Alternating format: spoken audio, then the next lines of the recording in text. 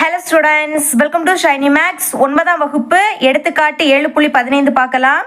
உலோகத்தால் ஆன ஒரு கனசதுரத்தின் பக்க அளவு 12 சென்டிமீட்டர். இப்போ கனசதுரத்தோட பக்க அளவு கொடுத்துருக்காங்க, அதாவது ஏயோட மதிப்பு. சரிங்களா? அதனை உருக்கி 18 சென்டிமீட்டர் நீளம், நீளம்னா எல்லோட மதிப்பு, மற்றும் 16 சென்டிமீட்டர் அகலம், அகலம்னா பியோட மதிப்பு தந்துட்டாங்க. உள்ள ஒரு கனச்செவ்வகம் உருவாக்கப்படுகிறது. அந்த கனச்செவ்வகத்தின் உயரத்தை காண்க. இப்ப நம்ம கனச்செவ்வகத்தோட உயரம் கண்டுபிடிக்கணும். உயரம்னா h. சரிங்களா?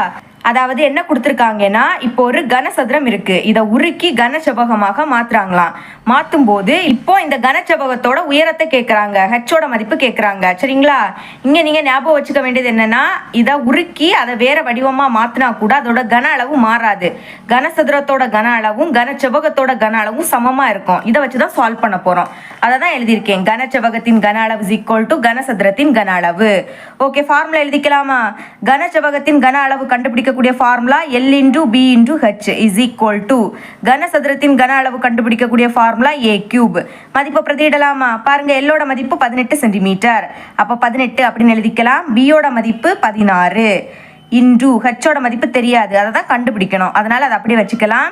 ஏயோட மதிப்பு 12, அடுக்கில் 3 இருக்கிறதுனால 12 3 வாட்டி எழுதிக்கலாம். ஓகேங்களா? இப்போ ஹச் தான் கண்டுபிடிக்கணும், அதனால ஹச் அப்படியே வச்சுக்கலாம். இங்கே எது இருக்கு? 12 × 12 × 12. ஓகே, இங்கே இருக்கக்கூடிய எல்லாமே பெருக்கல்ல இருக்கு. இந்த பக்கம் கொண்டு வந்தால் வகுத்துல மாறிடும்.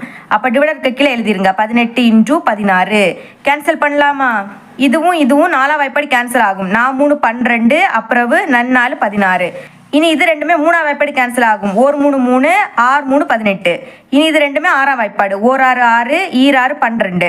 ஓகே, இனிமேல் இது ரெண்டுமே 2ஆம் வாய்ப்பாடு போகும். 2 2, 2 4. திரும்பவும் இது 2ஆம் வாய்ப்பாடு கேன்சல் பண்ணலாம். 2 2, 6 12. அப்போ இங்கே பாக்கி என்னது இருக்கு? 6 மட்டும் இருக்கு.